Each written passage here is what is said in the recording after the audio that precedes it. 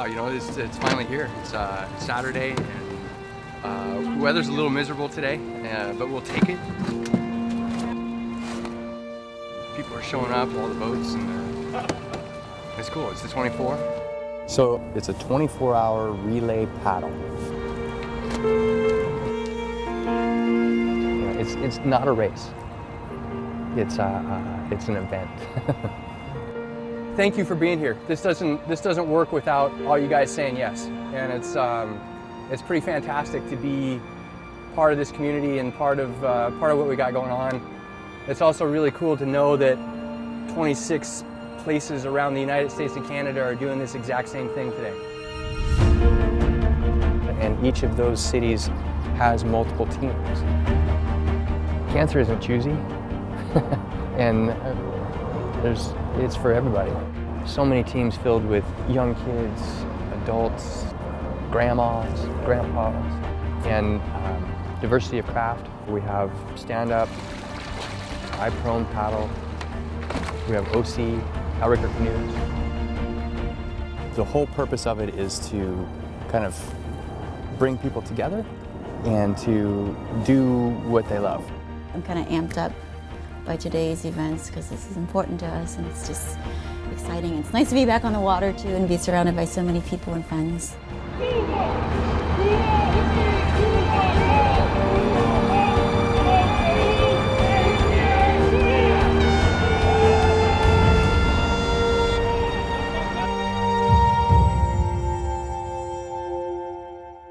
There's 3 group paddles, 8 a.m., 11 p.m. leading up to midnight, and then we all finish together as a group at 7 a.m. the next morning. First hour down, which is fantastic. Got everybody out on the water and kind of get the morning shakes out. It was really lovely. It's like making up lost time on the water. 24 hours to do it.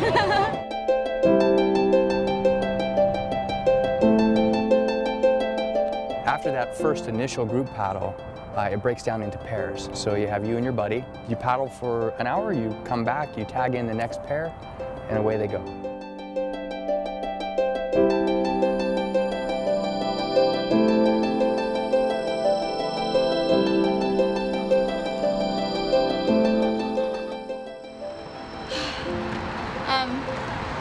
It's good reflection, inward perspective time. Yeah, thinking about all my friends, yeah. People ask a lot, like, why 24 hours? And the reason is because it's not easy. And it requires everybody sort of coming together and helping. It's by no means anywhere close to what the cancer experience is, but it's just like a small sliver of the terror of that.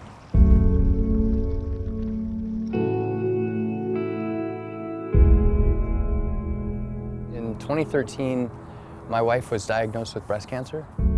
It was surreal. I could feel myself kind of, shaking a little bit, trying to figure out, it didn't register that what I'd heard was real, because it's not something that I ever thought that I would hear. All of a sudden, the room sort of closes in on you. Sound disappears. You sort of hear your insides working. After we kind of got through that challenge, her neck went boop. And we went back to the doctor, and the doctor's like, let's just kind of take out that grumpy part of your thyroid. And the doctor came out about 30 minutes into the surgery, and she said, we had to sew her back up because it's cancer again. It rocked our world, for sure. Paddling for me has been a place of peace and passion and reward. And I was sitting out in the middle of the lake one day after kind of hearing all that news, right? Because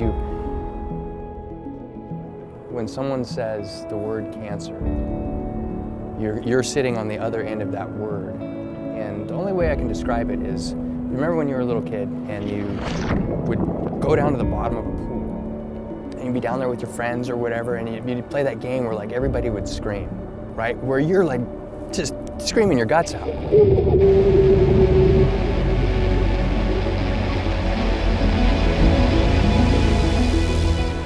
then you come up and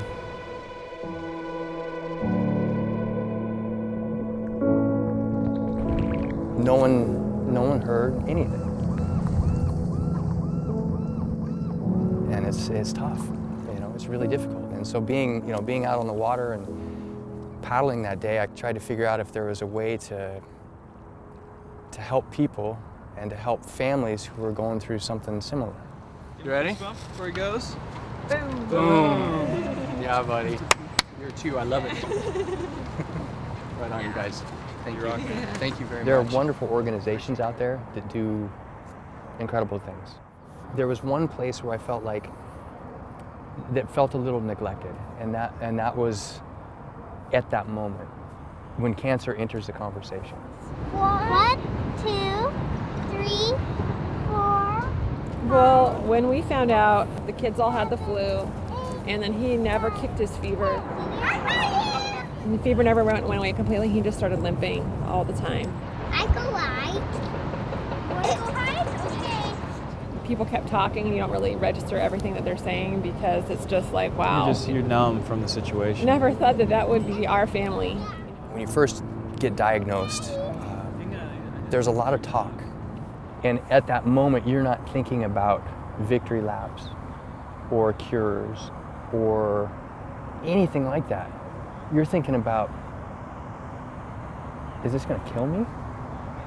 How am I gonna pay the bills? You know, my original thought was t-shirts and hats and all this stuff, and take a percentage of that and give it to families. That's a really long road to be able to make a difference. But with an event like the 24, it's like, maybe we can just,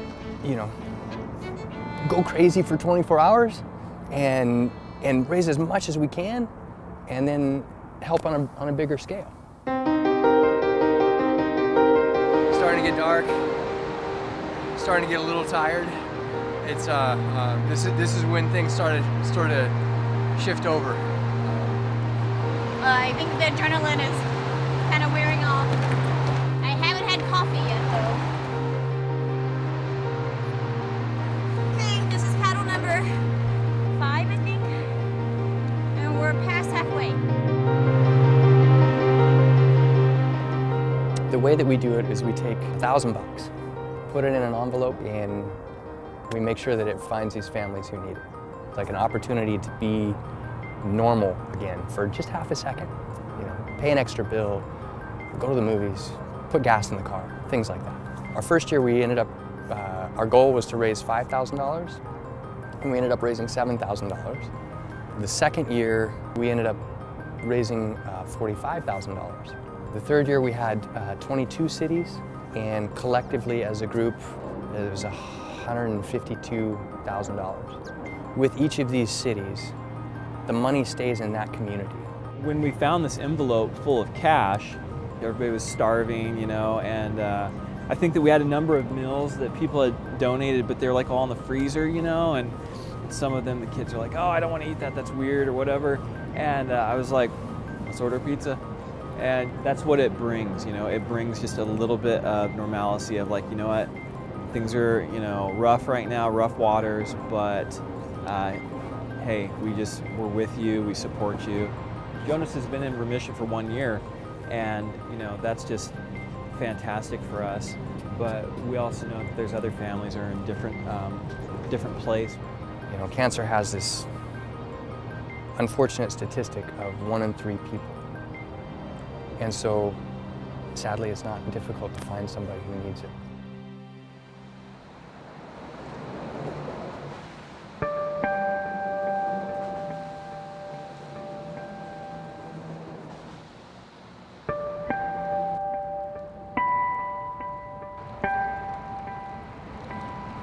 That midnight paddle, that's sort of an infusion of energy, because there's like all these people who are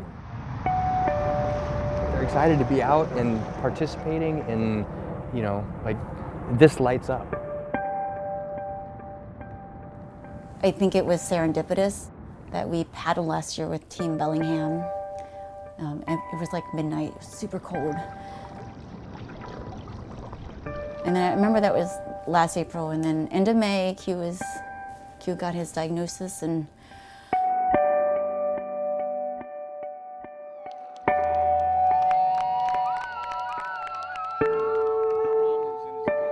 well, it was a late Friday night.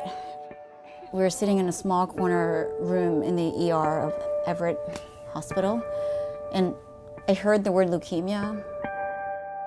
It didn't register that it was cancer, or maybe it was just immediate denial, so I'm like, literally like 7 days later, Brian Smart walks in from Team Bellingham into the hospital room with a little amazing slashed envelope. I remember Googling one night at the hospital, and I don't recommend anyone Googling anything about any disease that they're diagnosed with, but my stomach dropped and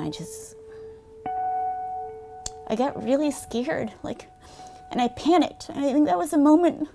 I don't think he realizes the probability of surviving this, or.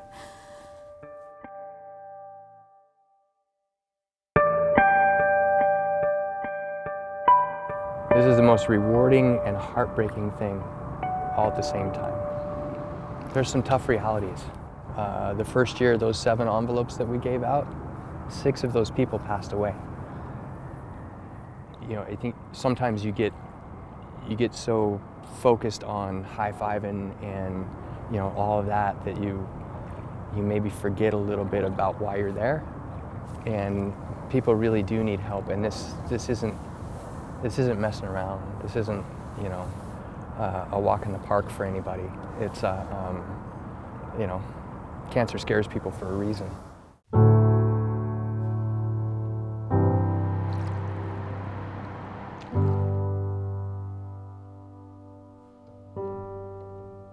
So I was there for the start, and then I get cold pretty easy since the transplant.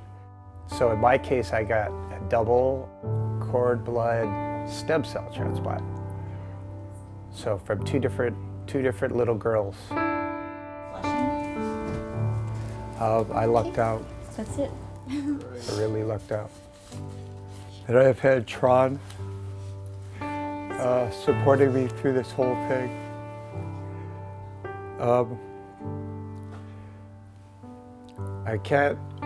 There's people out there, I'm sure, that don't have people like her. I have no idea how I would have made it this far. Looking good, gang! Looking good! This year in multiple places, there are envelope recipients who are coming to paddle.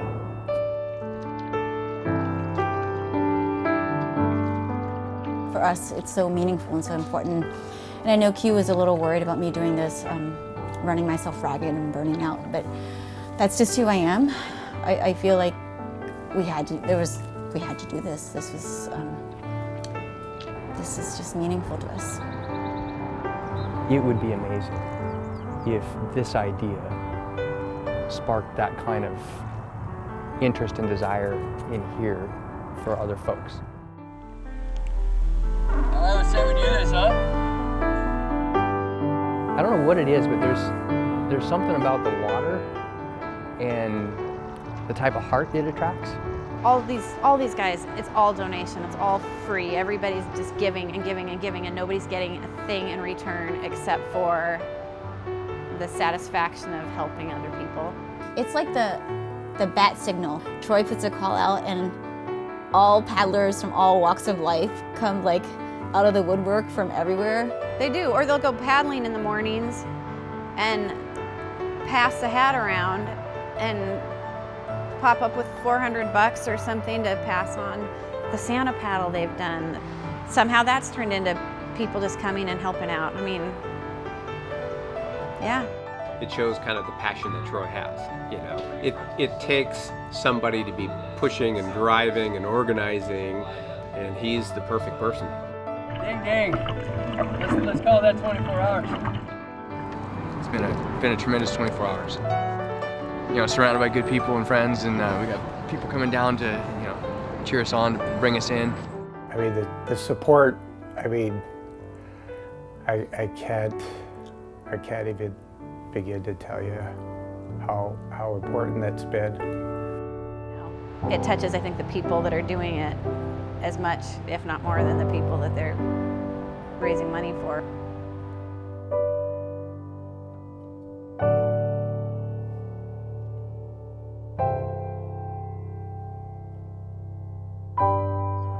Inspire and help. That is the goal.